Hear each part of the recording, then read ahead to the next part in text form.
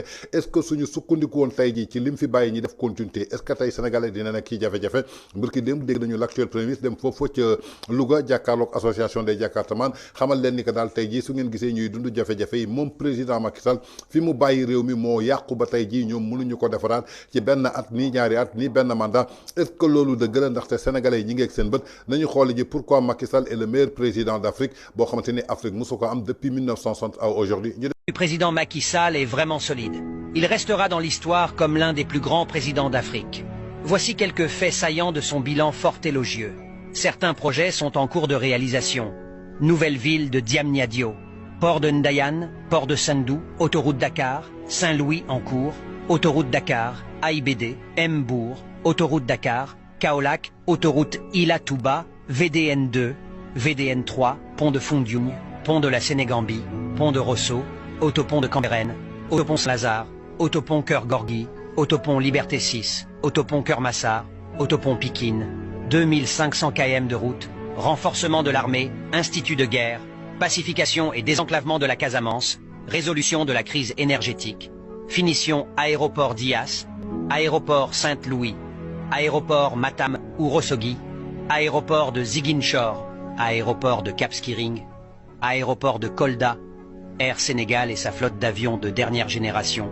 école de l'aviation civile, centre de maintenance aéronautique, un ISEP dans chaque région, université Amadou,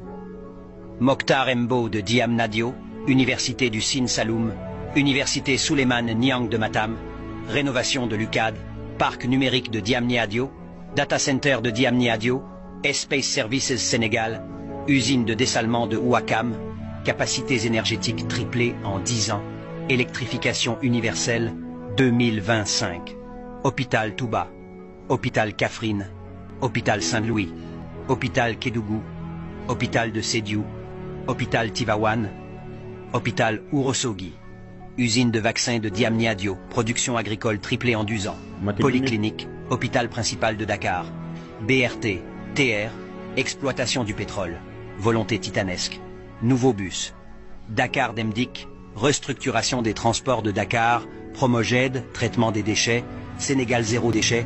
Promogem, reconstruction des marchés du Sénégal, train écartement standard, Dakar Tamba, Coupe d'Afrique des Nations, parc industriel de Diamniadio, parc industriel de Dias, parc industriel de Bargny-Sendou, parc industriel de Sandiara, programme 5000 logements, Agropole Sud, Agropole Centre, Agropole Nord, Agropole Est, Agropole Ouest, Hub minier, DR, Prodac, l'une des diplomaties les plus dynamiques du monde, renforcement de la démocratie, Stade Abdoulaye Wade. Stade Abdoulaye Wade, Dakar Arena, City Sports Diamniadio, rénovation des stades, Amitié, Demba Diop, Arène nationale de lutte, centre de conférence, Abdou Diouf, marché d'intérêt national, station balnéaire de Pointe-Sarène, aménagement de la corniche de Dakar, parc urbain de Yoff, PUDC, Puma, CMU, Maison des Nations Unies à Diamniadio, centre de formation des métiers pour chaque département, budget du Sénégal triplé en 10 ans, de 2000 milliards à 6000 milliards, une maison de la jeunesse dans les 45 départements, bourse de sécurité familiale. Kon yaakaar naa ni ñoo ko déggandoo pourquoi Macky Sall est devenu l'un des meilleurs présidents d'Afrique. Il est solide, il est constant, il est travailleur, il est visionnaire, il a fait des réalisations muy ay réalisations yoo xamante ni gisal ngeen ko seen bopp muy autopont yi di autoroute yi di li nga xamante ni mooy portu Ndayane portu Sendou muy stade yi di infrastructure yi di TER di BRT di université yi di poste de santé yi di hôpitaux yi di lépp loo xamante ni tey ji dafay jublu ci benn réew pour que mu mën a développer li nga xamante ni mooy taara réewu Sénégal. Mon président Macky Sall réussir na ko ci fukki at ak ñaar sëqatul yeyul yàbbiwul accusé wul Ablaye Wade de sàcc accusé wul ancien régime de sàcc lépp lu mu def maanaam mooy liggéey ut xalaatam ut vision jël projet am daal di koy teg liggéey ko tey jii ba ñu seedal ko lii donc je crois que tey ay nit suñu wutoo président Macky Sall taxaw ci kanamu askan Sénégal di leen wax yenn wax yi je crois que sénégalais ci boppam ñoo mën a jugel seen bopp ndaxte lu ne fàng kenn du ko jeex lépp loo xamante ni tey war nañ leen ko ci vidéo bi yaakaar naa ni foo dugg ci Sénégal nga gis ko àdduna wërngal këpp daal ciy teg seen bët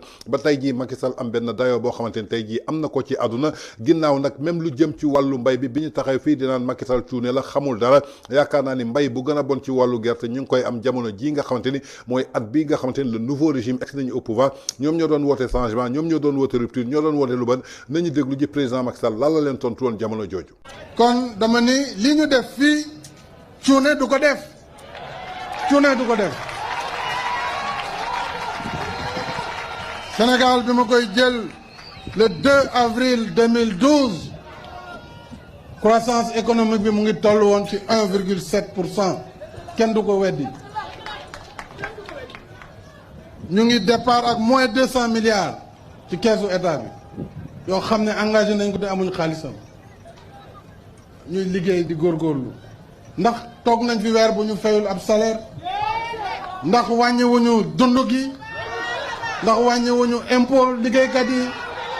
ndax amélioré wuñu le cadre. kon yaakaar naa ni ñoo ko déggandoo muy ay kaddu Macky Sall li mu def ci Sénégal tey cuune mënul def loolu tey li mu def ci Sénégal ku amul vision mënu ko def li mu def ci Sénégal ku amul xarañteef mënu ko def lu mu def ci Sénégal ku amul programme mënu ko def lu mu def ci Sénégal ku amul carnet d'adresse mënoo ko def ku mu def ci Sénégal ku amul stratégie mënoo ko def ndaxte tey jii lu mu réussir ci Sénégal yaakaar naa ni bi Sénégal doonee Sénégal tey mbayum gerte bu bon nii mosuñu ko am ci àdduna lu dul at bii nga xamante ni ñoom ñoo doon woote souveraineté alimentaire jëmale ko ci lépp loo xamante ni maanaam day suqaliwaat Sénégal ñoom am nañu solution am nañu ay position mën nañ ko teg et je crois que tey sénégalais yi ñoo ko gisal seen bopp baykat yi ñoo ko gisal seen bopp gerte bii nga xamante ni ñi ngi naan kenn dootu koy exporter sax ñoom dañoo gisul gerte bi ñuy mën a jaay ba koy exporter ba di leen fixer ay prix gerte en tout cas muy ay révélation yoo xamante ni gis nañ ko tey yi mooy li may wax rek sénégalais bu ci toog ñu bëgg la nax je crois que yaa ko bëgg a teg sa bopp ndaxte lu ne fàng kenn du ko jeex yaakaar naa ni tey jii suñuy yox cuune président Macky Sall du ci bokk suñuy yox cuune maanaam ñi nga xamante ni fukki weer lañ leen dénk ci amoon solution